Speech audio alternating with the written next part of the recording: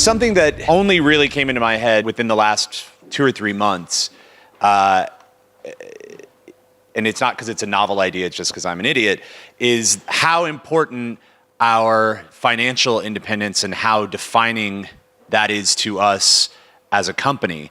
I, to be blunt, had chalked that up often to Denton's desire to keep autonomy and keep his own company, which I think is true, but hadn't always thought through the idea of what that meant for us as a company to be independent financially. And I think as we grow, and as we actually are competing with big media organizations and startups and venture-funded organizations, it's something that we need to talk and discuss and figure out how that aligns with our principles and what kind of freedoms it gives us and so on. Which is why I'm going to ask Anna Lee to come out, the moderator of our next panel.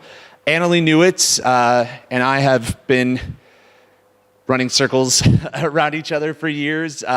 We both have a similar background in that we kind of came out of the almost tech world, I guess, and then moved into writing and blogging and journalism.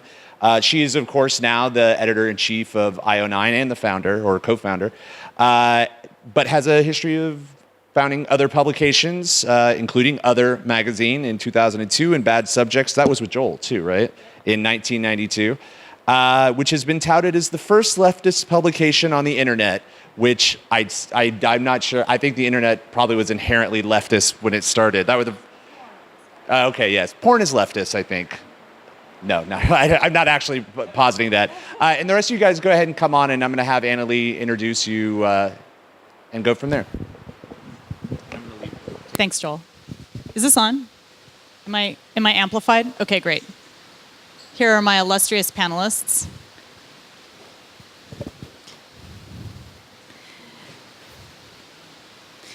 So this is a panel about independence. And I'm going to say a few words about that, and I'm actually going to let the panelists introduce themselves, because one of the things about independence is allowing people to speak for themselves and define their own identities instead of telling them what I think they should be.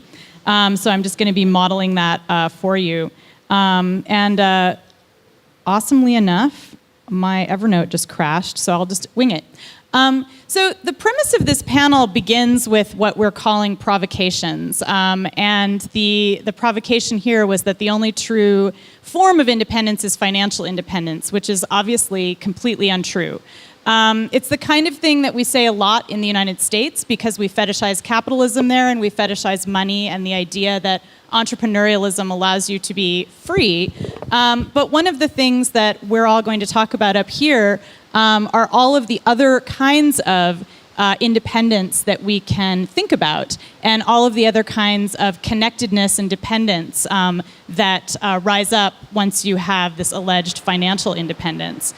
So what I want to say as we begin is that we really need to think about, when you talk about independence, what are you trying to be independent from?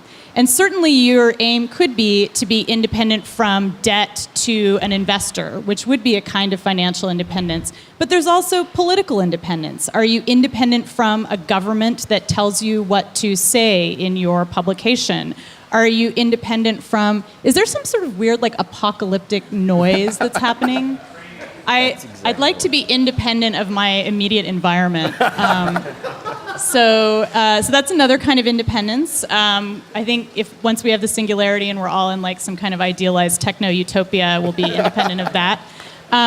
So there's, as I said, there's political independence. There's also independence from special interest groups. So if you're being funded by some like weird marginal political interest or some kind of religious group, that can affect independence of voice. Seriously, what is that noise? It's the rain coming down in the drain. Oh, okay.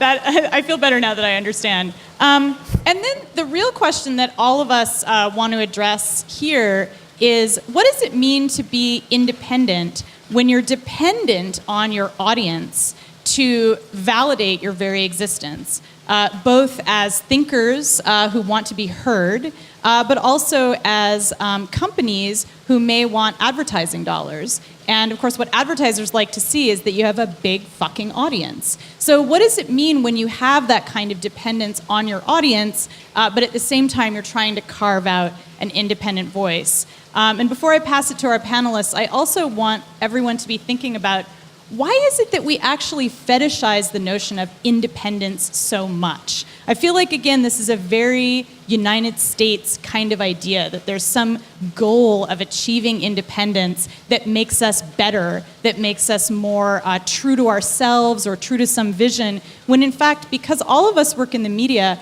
our very jobs are defined by being connected to an audience, being beholden to an audience, wanting to serve an audience. That is not independence.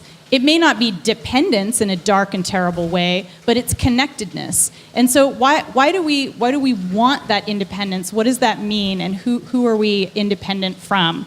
So I'm going to pass it over to you. Each of the panelists is going to introduce themselves and give a short discussion of independence, and then we're going to chat and open it up to you guys. So, Billy, why don't you get started? Thanks, Annalie. I actually love the rain because it makes me feel like it's summer camp and we're all in a tent together. We're all together here, very intimate. So, my name is Vili Ledonvirta, and I'm a research fellow at the Oxford Internet Institute, University of Oxford. And I'm an economic sociologist, and some people call me a virtual economist because they think I'm an economist who deals with virtual economies. But to me, virtual economist means someone who gives the appearance of being an economist, but isn't actually one. So I'm from Finland originally, and I've lived in Japan for a number of years as well. And I've worked with the game industry quite a lot, with game developers, including independent game developers, whatever that means. Well, I think that's enough of self-introduction. So why don't I sort of launch into my Please do. my talk here. So, of course, in academia, if we first talk about financial independence, of course, in academia, the system has been for a long time that you aspire to financial independence. You aspire to tenure, which means that you can't be fired for whatever you say. So you're sort of independent financially. But in order to get there, you have to pass through a number of hoops. So there are a lot of selection processes and a lot of socialization processes, which means that once you get there, you're free to say whatever you want to, but then on average, you don't really say things that are necessarily that critical of prevailing social order. And of course, in media, there's been a similar institutional arrangement. There's the editorial department, and then there's the Chinese wall, and behind that, there's the commercial department. And once you reach that position of a salaried editor, then you're supposed to be free to report on whatever you wish. But of course, also, in order to get there, you must have already passed through a number of hoops, selection processes, socialization processes, and so on. So, in this sense, financial independence doesn't necessarily guarantee independence of opinion. But be that as it may, of course, in today's world, both in academia as well as in media, this notion of financial independence is increasingly antiquated, and we have to engage with outsiders basically to earn a living. In academia, we apply for research funds from foundations and companies and so on. And then in media, you do other things, which is what we're here to talk about. So the question, I think, is not so much how do I become financially independent? The question is, who do I want to be dependent upon? So if you're lucky, you could be dependent on a billionaire philanthropist. This option is not available to most of us, unfortunately. You could be dependent on advertisers, companies that sell products to consumers and want to attract their attention. You could be dependent on them. You could be dependent on a government committee or a private foundation that dishes out media or cultural funds. Or you could be dependent on a community of users, of readers, I suppose is the term. that you use. And I think here we're mostly probably interested in that latter type of dependence. So engaging with community of users. I'm not a journalism scholar, but I can say something about, I suppose, engagement with citizens or citizen journalism from a sort of economic sociological perspective about incentives, markets, and so on. So, in my mind, two different ways you could engage with your readers or depend on your readers would be that you depend on them for earnings, for money, or you depend on them for content. You depend on them for their labor, that they help to produce journalism with you, or indeed instead of you, if you are just the person who provides the platform for them. And I think, as many people have a lot of opinions about whether we should sort of give in to this neoliberal idea of the consumer is always right and just allow the readers to produce and read whatever they want to, or whether there is such a thing as sort of responsibility to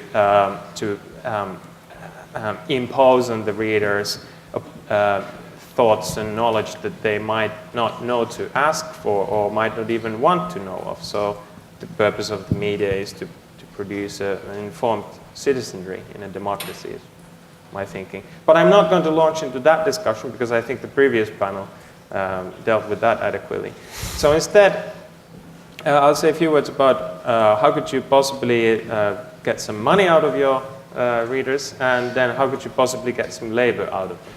And I've written a book that deals with this topic, mostly in the context of the game industry, but I think it's also applicable here. So it's called Virtual Economies, Design and Analysis, and it just came out from MIT Press. So obviously the problem with selling news or media content in the digital world is that media content information is abundant. It's not scarce. It's a public good. Once you produce it, then that information can be propagated indefinitely, and you can't really, everyone benefits from it, but you can't really expect them to necessarily pay for it. So how do we deal with this? Well, the game industry people have started selling subscriptions and selling virtual goods and so on. In news media, one approach is, of course, this type of long play journalism. I don't know how if that term is familiar here, but in Finland people talk about long play journalism at least. So you package a nice long investigative piece of journalism and you sell it to a bunch of people, and then they pay comparatively a high price for your content, and that allows you to keep producing it. After it's been published, the information that you uncovered will kind of leak, and it will be, if it was valuable, it will be reproduced in other media. It will serve its function as a public good, but it was already paid for by that small number of perhaps socially conscious and affluent citizens who think it's their responsibility even to fund independent media. So this is, in a way, sort of kind of philanthropist or patron model of journalism. So before we get too deep into giving all of us ideas about how we're going to make a ton of money off our readers, I want to make sure that we hand it off to Cantland, because he's actually working on products to do this. So why don't you introduce yourself? Hello, my name is Cantland Esra, and I'm a product manager at The Guardian. Probably a fitting panel for The Guardian to be on. It's probably one of the most extremely and uniquely independent organizations in the history of the media. And that's basically because let's go back a few years, 1936, the independence of the thing that you read was a very, very big deal. Because voting with your feet was very, very difficult. If you're in the UK in 1936 and you've got pretty much one liberal daily that you can go and read, and that's The Guardian, and if you don't like it, I suppose you could try The Telegraph, but it's not going to be the same thing. the barriers to entry of publishing were incredibly high, and the distribution barriers were incredibly high. So it's not a case of logging onto your machine and firing up WordPress and off we go. It's very difficult to produce a newspaper. And the editorial constraints and the financial constraints of the people that you read are quite a source of interest to you. So a genius moment happened. I didn't pick the year randomly. 1936 was when when C.P. Scott established the Scott Trust, which is it's a commercial entity, but it's a trust that wholly owns the Guardian. So the Guardian is not beholden to any stakeholders. The Scott Trust only exists to keep the Guardian alive. Most of this is probably not news to you. I think we like to talk about the fact that being wholly independent is a competitive advantage. And that means that very few other news organizations can say to their readers, listen, we're genuinely unpolitically motivated, and we're certainly not motivated by the needs of any stakeholders.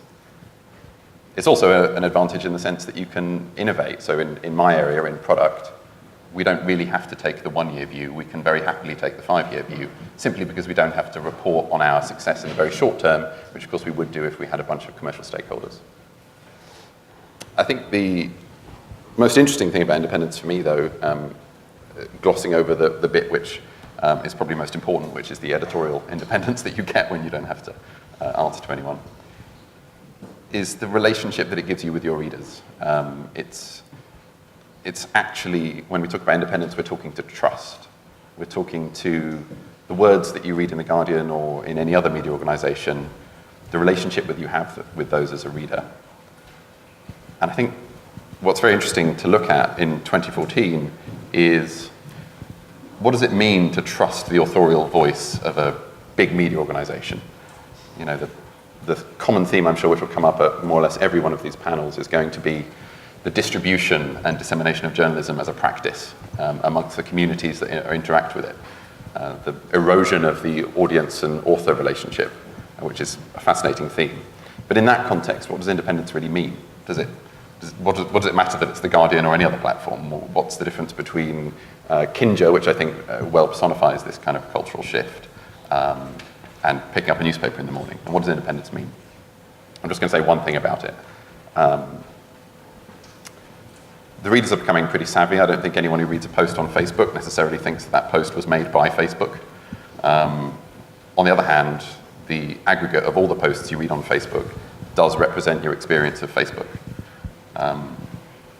Providing a platform for someone to publish on isn't the same as endorsing all of the things. It's not the same as commissioning all these people to write all these things. But there is nonetheless a notion of brand association, though. So the commitment that I have to give to a media organization to read their stuff is minimal, right? I'm on the internet, I'll click on your link. The commitment that I need to give to you to contribute to your stuff and actually engage with what you're doing is massively higher. And I need to have massively more trust in you as a media organization if I'm going to do that. And I think in that context, independence is quite interesting. All right, Gabor. Okay, thank you. I'm Gabor Kardos. I'm the local guy.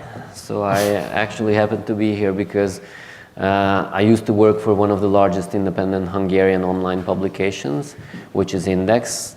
Probably many of you know it because a large part of the Hungarian Gawker team came from Index, or at least had relations. And actually my present status has a lot to do with independence, because after a little break, right after my 11 years in Index, I actually ended up as an entrepreneur who was willing to create a truly independent online publication on the Hungarian market, because the lack of, or let's say some distortions of independence were parts of the reasons why I decided not to continue formally with Index. So this is just for you to have a context of how someone is really getting really involved with independence, is when the entrepreneurial status of him or her really relates to this issue. And when I think of independence, I think about it as more of a conceptual thing, just like, I don't know, altruism or communism, that is an ideal that doesn't really exist to the extremes, but we are trying to get as near to it or as close to it as possible. And the two, I'm not saying we're trying to get as close to communism as possible, I'm just suggesting that socialism was trying and never reached it. Nevertheless, what I find important in my work today and in my thoughts about independence is that there's the, in media definitely, is that there's the company level of independence and there's the content level of independence. The two are very strongly related and the correlation is also strong, but they are still two major dimensions, and I'll try to explain it to you briefly why I think both should be paid attention to. I have a very square-headed figure, so I think I would just offer you two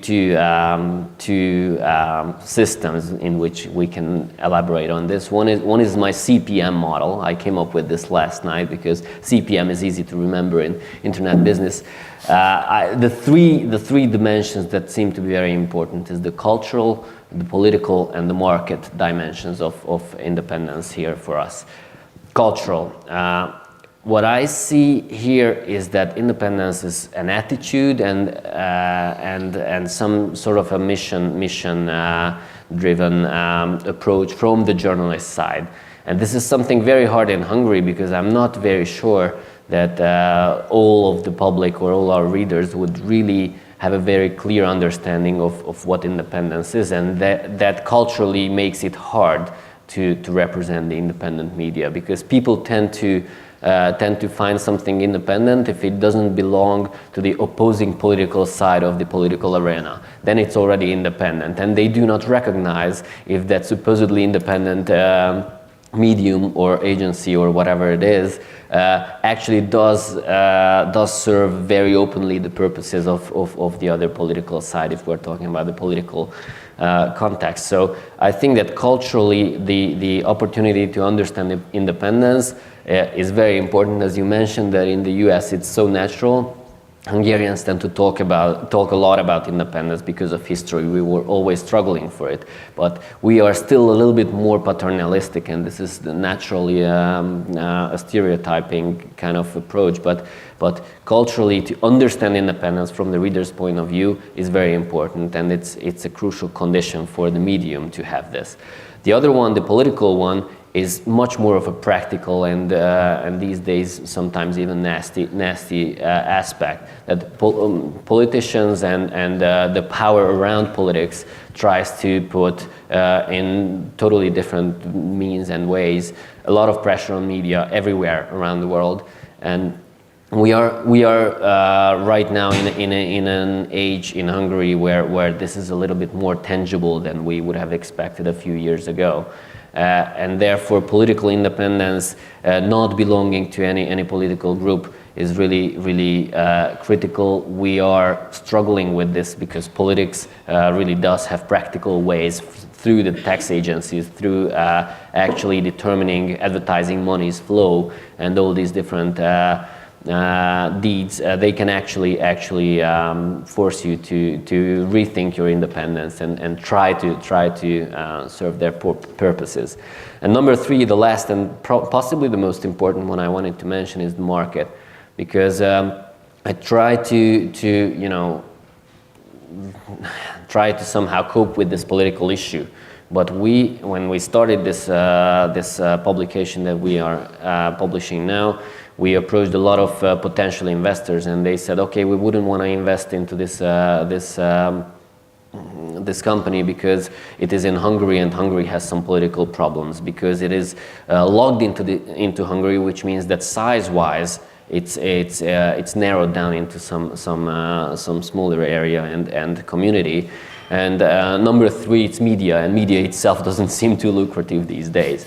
And I come back to the size of the market, that if you really want to forget about politics for a while and say that, okay, I'm going to be independent if I'm able to finance myself from the market, that means advertising revenues primarily, then you are facing the fact that if you are in a market that's Hungary's size, which is about the size of Pennsylvania, then you actually have to realize that your reach and your actual inventory will not necessarily allow you within the nowadays operating online economics to make as much money on this crowd as needed for financing your editorial staff. So actually that's a limitation that comes from the outside and that you really need to cope with.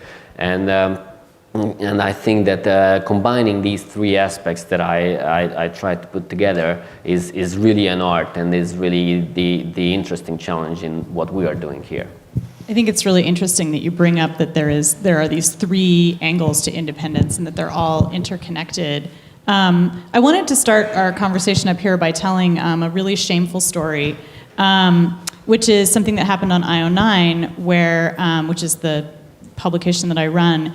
I don't know if you guys remember a terrible movie that came out a few years ago called Tron Legacy, but it was a terrible film. And one of my writers, who I will not name, wrote a very not angry, but a truthful review about how bad the movie was. And it turned out that our readers loved the film. And they wrote incredibly angry responses. The whole comment thread became like hundreds of comments long. And eventually this writer wrote a disclaimer. She changed her review. I'm sorry, I've revealed her gender. But so she actually said, I'm sorry, I've reconsidered. Maybe this movie wasn't so bad after all. That was not something that I approved. I didn't want to do that. But I'm telling the story because I wonder what you guys think about that. I mean, what do we owe to our audiences? When we write something and our audience has a negative response to it, how do we manage our independence from them, since we're so dependent on their love, basically, and their attention? Well, I could try to speak to that briefly. And I'm gonna do that by kind of building on what Gabor said about kind of political independence, because I'm going to be a little bit contrarian and say that I don't think it's necessarily such a bad thing if you are explicitly dependent on, let's say, a foundation or a political party even with a very specific outspoken view and point of view on the world, because that way you can be, even though you are then viewing the world through a certain perspective, at least that perspective will be visible, will be it will be known by the readers, right? As opposed to if you have some very complex sort of economic linkages, it's kind of hard for the readers to decipher whose interests are you serving here, right? And the good thing about this is that then you don't necessarily have to always please the audience, right? If let's say it's a foundation that has some kind of a social mission and they believe that this is the way society should be, and they are ready to fund educating people about things and telling people things that they don't necessarily want to even know or want to pay to know. So you're saying it's better to please a financial overlord than please the audience? That sounds pretty bad, if you put it that way. But let's say I think there is a space for that type of media as well, perhaps as a counterweight to the type of media that simply caters to the audience's sort of immediate desires and then tends to publish the sort of more sensational journalism. What do you guys think? You're probably familiar with the IANAL. It's a phrase you sometimes hear in comment threads. I am not a lawyer. It's always followed by but. Well, I am not a journalist, but. I mean, this has been going on forever, hasn't it? The media is eyeball economics. More eyeballs, more money, more reach, more stories. People like to read what's popular, what they want to read. People know what they want to read. And it's always been a tension between giving people what they need and what they want, I guess. We are in a consumerist world. I think the only word I could possibly come up with that approaches even addressing that problem is probably discourse. I mean, it's one thing to say something that's completely contrary to what your audience want. It's another thing not to react to them when they react to you, right? So I think if you're in the comments, if you're on their blogs, if you're wherever that story is traveling, and you're talking about the issue that you've sparked, I think that's all healthy and part of the process. I'm not sure I would ever change the first thing. I think you're right there. But providing it sparks healthy debate, that's part of the idea, isn't it? I think there's a practical aspect of the value of independence, because you were saying that potentially if you are very openly saying who are you dependent on or who are you siding with, that can be an advantage. But if we go back to economics, I would say that for us, part of the value of independence, meaning not belonging to any very openly recognizable group or any other group that is not recognizable, is that you are able to attract all kinds of audiences. Because if you really tie yourself to one side in any aspect, it doesn't necessarily mean politics. It could be sports. If you go out very strongly that I'm a Real Madrid fan on my sports side, let's simplify the story to that, probably my potential readers will be limited by this fact, and my Barcelona potential readers will just not come out there. So independence has a practical value of being able to attract people from all around. And there comes this size question, that the impact and the size of your audience has a very strong correlation with your potential revenue generating ability. And then you are back there that, okay, I need to be independent to attract a larger crowd. If I can attract a larger crowd, I can actually attract more money, and that potentially allows me to remain independent. So that there's a cycle in this, and that's why I see it in more of a practical way. Right. Maybe we could talk about then, rather than talking about, well, how do we get money out of the audience, if that's turning into an impossible equation that you're not able to attract a big enough audience anymore. Maybe we should talk about, well, how do you get labor out of the audience? How do you get their participation into journalism feasibly? I think that's a good question, and actually, Caitlin, you were talking about that a little bit, and I think one thing I'd love to hear you talk about is not just how do we get something out of the audience, but also maybe what do we owe the audience? Like, what do we give them? If we can't give them money, do we grant them a kind of independence? Like, what do we give them back with our products? I think that's a fascinating and unanswered question. I mean, for me, and we said this before the discussion, for me the value proposition to a contributor is still massively undefined in almost all cases, unless it's monetary, and it has to be pretty good if it's going to be monetary, because anything between nothing and, you know, there's a place there where you get a lot of goodwill and a lot of fun for free, right? And the moment you start paying someone $10 an hour, or maybe significantly less than that, you get less out of them. I think clicking on a link is an easy thing to do. I think if you want my words in your box on your website, I think I need a decent value proposition out of you, and I haven't seen one on the internet yet. And that's a massive challenge for people like me in product, and it's a massive challenge for the leaders of media organizations to come up with something that says, hey, people out there, let's engage in something, and not just at the scale of let's all run blogs, which is a wonderful thing to do, but, you know, if I look at the numbers I see at The Guardian, for every one person who drops me a comment, there are 1,000 people who go merrily on their way. And that's just a comment, right? That's the tiniest form of engagement there is beyond the Facebook like. So I'm probably not going to answer your question in any kind of useful way, except to say that I think it's a fundamental and difficult dynamic, and one that is absolutely not cracked yet. Philly, what do you think the audience wants, if not money? Well, I absolutely agree that money it's a difficult proposition to create a market where you're actually paying people in money. So the example I have in mind is from, I mentioned I lived in Japan, so manga translations. You know, there's a big thriving scene of scanlation groups, which means that people scan Japanese language manga comics, and they have a whole sort of process for how they kind of clean the pages and translate the text and typeset it and do quality control and all that. And this is all kind of volunteer work or illegal, you know, pirate activity. And then there are a couple of startups that are trying to use this, take these people and say, look, you can do this officially, we'll pay you. You know, we'll give you a little revenue share of every manga that you translate from our catalog that sells. We'll give you, I think, 11% of sales. And but it turns out it doesn't work terribly well because the earnings are not going to be that huge. You know, they're going to be a couple of bucks, right? So the moment you notice that all this work, all this love I poured into this work is actually, economically speaking, worth a couple of dollars, you're like, all right, I'm gonna just walk away, right? So behavioral economists have studied this a lot, and I like to say that you have to pay a lot of money to get something that someone's willing to give for free, right? So I'm on the same page with you. But then to answer your question, well, what should we do instead then? I think there are a lot of successful examples of sort of reputation economies online, Stack Exchange, and Wikipedia in some ways. There's a lot of sites, Reddit in some ways.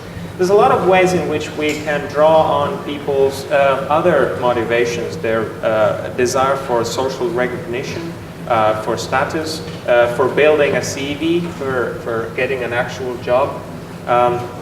All kinds of different mechanisms that we can draw on. The bigger problem, I think, is how do we ensure that that attention and that effort is then directed in some useful way? Because maybe 99% of kind of prosumer content creation revolves around cat videos, which is fun, but it's it's not all that media is meant to be about. You can take the phrase prosumer out of that. 99% of content creation, cat videos.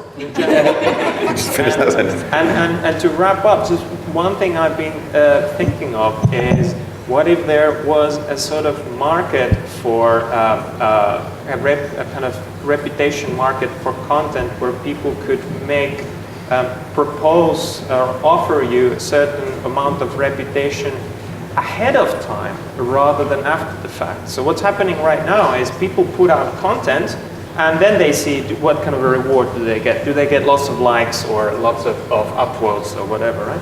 What if there was a way for people to say, we need someone to report right now from Donetsk, Ukraine, what is going on, and we're gonna give you likes beforehand, and then someone from there can kind of step in and fill that hole and get all that love from the community. So That's what I'm thinking about. like Bitcoin, but less valuable, less explicitly spendable. economic. That's an less important spendable. Because once you make it transferable, once you make it so that I can take what I kind of earned and I can transfer it to another person, it ceases to be a sort of social incentive and it turns into an economic incentive, and that has very different of people approach that with a very different mindset.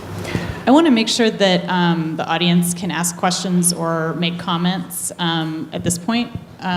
Does anyone have a comment, or I can give you a little reputation before you talk? I have a question that I'd like, specifically would be like, part of the reason I was excited to have you come here is that the work on game systems or game economies that you've done, I actually, even though we've just barely stuck our toe in the water on even the collaboration parts of Kinja, I believe that there is a giant market out there that could answer a lot of questions about news as learnings from like the MMO space and things like that. So obviously everybody, if you have a perspective, please share it. But I'm curious to know specifically if you have ideas about not necessarily ways to pay contributors, but if there is even maybe a system in which, I guess like microtransactions or services that we could be providing in a smaller sense to the readership that are more game-like, that would incentivize participation and the creation of news.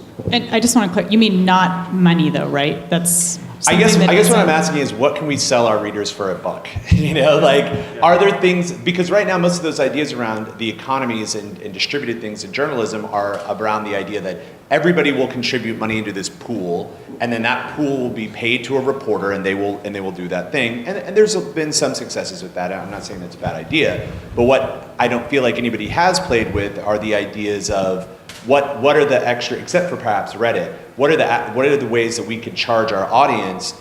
Obviously the money making part is great, but it's actually more about the buy-in from the audience and the engagement, that so they feel, I pay $1 a month for this thing on Kinja, and now I actually care about Kinja more because I've put a little of my money on the line. Have you given any thoughts to that as far, or seen examples in the game world from that? Well, I think that's the right question. I think that's an excellent question. I don't have any simple answers to it. I can give one quick idea, which is that, you know how journalists are now doing interactive journalism. You go to Guardian, there's the Great British Class Survey. The point of that is that that's not something that other news sites can then just copy, because that's something that resides in the Guardian server. You have to go in there and you have to actually do that, so they get the eyeballs, right? And it's interesting to the reader because they can somehow engage with this story. They can read about how the British society is structured and stratified in terms of class, and they can check, well, where do I, fall in here? What's my personal relationship? And I think there's an opportunity there actually to sell premium services. So deeper personal engagement with the story. Find out more about how do I relate to this story. For example, this class, where do I fit in this class picture? I'm not sure if, how much people would pay for that, but that's certainly something that you could sell as a premium service because it can't be copied by other sites because they don't have that database, they don't have that server that can answer that question. So I think this kind of interactive journalism could be broken into little pieces and microtransactions. Scope, did you want to say something? As we go through it in this context, our commenters tend to refer to themselves in the third person by their own names, as if they're walking avatars through a sort of reputation-based game environment. And I guess, can we sell them K-stars? Is this should we be able to let them, if it is can we make it like the Kim Kardashian game and you sort of have to earn, it's hard enough to rise to the level of noticeability, and maybe you can buy yourself some more weight. Is that too cynical a way to treat the commenters? It's a good question. The other thing our commenters call themselves is the commentariat, which is interesting, which makes me wonder what we as the government should be providing for them.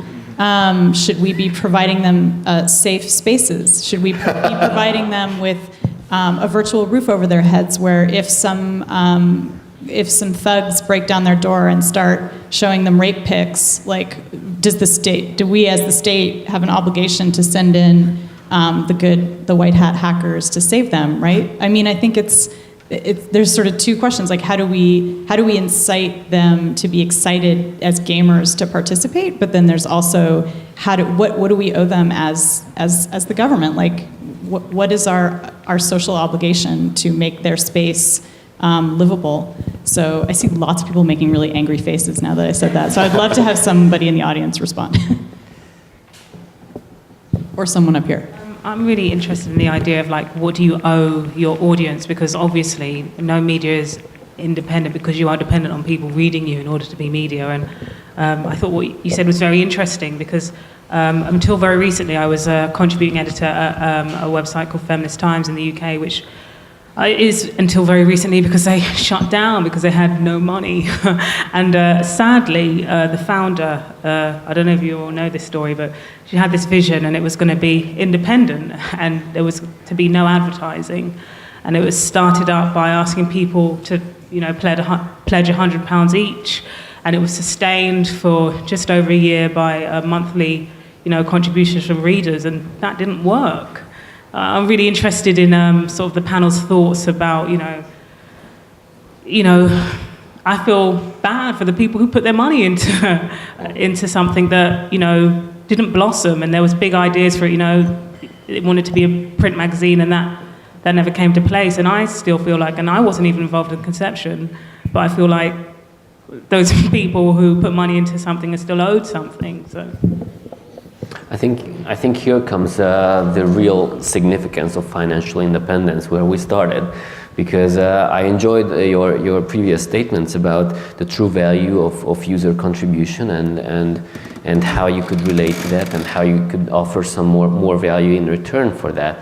but seeing it from a more practical way again, because we are under some similar pressure that we really need to find our way of financing our current operations, gives us less independence in terms of thinking about this in a more theoretic way, thinking about it in a more 5-year long term. We are thinking about it very practically. We are thinking about it, okay, there's a large value in terms of engagement and in terms of reputation in our user contribution, but day after day we cannot monetize it right now. So we get narrow-minded by this situation. And this is another aspect or a different sort of being limited or being dependent, if you will.